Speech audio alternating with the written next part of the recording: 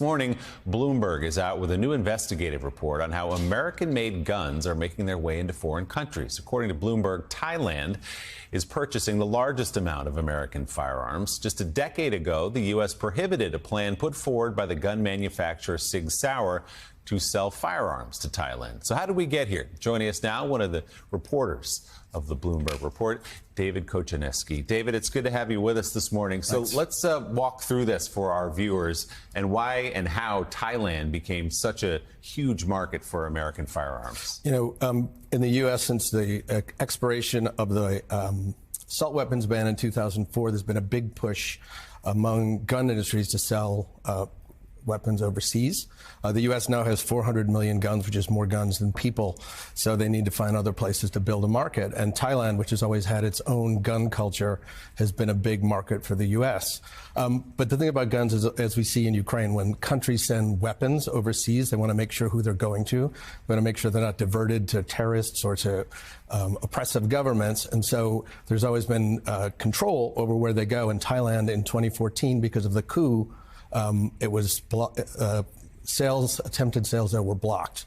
There was, civil rights abuses. There were people beaten and tortured in prison, and so Sig Sauer was pushing for it. The State Department, which then regulated it, turned it down, but that didn't stop Sig. So Sig Sauer had a deal to send, I think, 150,000 pistols or handguns to the police in Thailand. Deal was blocked. What opened the floodgates since then? How did that restriction that had been there from the State Department, how did that get overturned? Well, there's a couple of things. First of all, since the Obama administration, there has been a push to loosen regulations on gun exports and to actually transfer it from the State Department, which gives a lot of overview for civil rights and human rights abuses, to the Commerce Department, which is actually its job is to go and support U.S. businesses and support U.S. exports.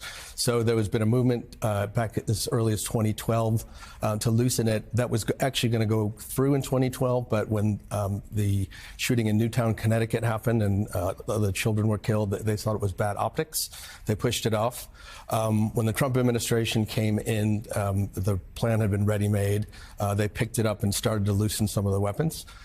Sig Sauer, in addition, used a lot of lobbying. They hired Mike Pence's former bundler, a fundraiser for Mike Pence. They hired lobbyists in Washington.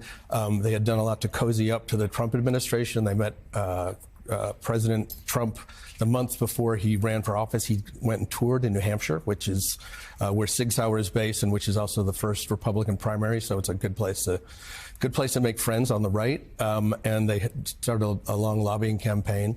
There then was pressure on the State Department to eventually let the sale go through. So, David, let's talk volume. I mean, it's not just Sig Sauer, and it's not just, a plant in Exeter, New Hampshire, and it's not just Thailand. Right. What's the volume of handguns or weapons being shipped overseas? What other countries are grabbing these weapons by the thousands? Yeah, there are hundreds of thousands a year. I think it's 3.7 million semi-automatics that have been sent over the past decade and a half. Thailand is one of the big ones. The Philippines is another area of concern. Duterte, the dictator there, threatened to have his secret police go shoot drug users on the street and to feed them to the fish in Manila Bay. And for a while, the U.S. blocked gun sales there. But then in 2020, a big sale was approved. Other places in Guatemala, where there's been a huge increase in crime and there's a lot of problem with corruption, they've gotten a huge increase in guns in recent years. And, like I said, there's always been controls on it, that the State Department and the Commerce Department. The switch was supposed to give the controls for human rights and also more enforcement, but we haven't seen that. We've seen a huge increase in guns. It was supposed to increase sales about 20% and has done probably double that.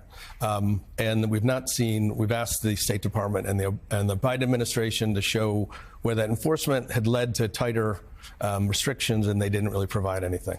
So you write about how some of the weapons that Sig Sauer manufactured in Germany, because Germany couldn't send those weapons to Colombia, they mailed the weapons to New Hampshire, and then from the U.S., they were mailed to Colombia. Right. Is that legal? That seems a little bit sketchy. Yeah, well, Sig Sauer's first big overseas deal was in Colombia in 2009. They said they're going to ship them to the Colombian police. The problem was they were based in Germany. They hadn't really started manufacturing much in the U.S., so they had to send guns from Germany. But that was illegal under German law because Germany forbid people from sending guns to conflict zones, and Colombia had a big problem with FARC. So they sent them to the U.S., said they were for the civilian market, relabeled them, and it was actually in a boat, by shipping. And when there's corrosion here, and the people in Germany found out that the Americans were relaying to Colombia, it started a big uproar. There was an investigation. The CEO of Sig Sauer was actually put in jail for 3 weeks during the trial. And they ultimately pleaded guilty to, he and the owner of the company pleaded guilty to breaking export violations and paid the biggest export fine in German history. So after that, the company kind of decided they'd go to a place where there wasn't such restrictive gun laws, and they moved all their manufacturing to the United States. So, David, what's been the impact on the Thai society, on the Philippines? We know what guns have done to our culture. What do they mean there? The Philippines police and academics, I'll say that they've had their own gun culture, and they're guns that come from outside the U.S. But these sales by Sig Sauer were some of the biggest sales ever in the history of U.S. exports, and they've so flooded the market. It's really hard for the average Thai to get a gun. There's actually some gun control, but there's a loophole where they sell something called the gun welfare program, where police officers and former police officers can buy them at a cut rate. And that's where these guns went. There's so many hundreds of thousands that they found their way into the black market. They found their way into a lot of different crime scenes. And the one that we talk about in the story was a horrific killing in a daycare center where 36 people were killed, many of which with a SIG gun. It's a fascinating report out from Bloomberg. David Kochaneski, thanks for bringing it to us. We appreciate it.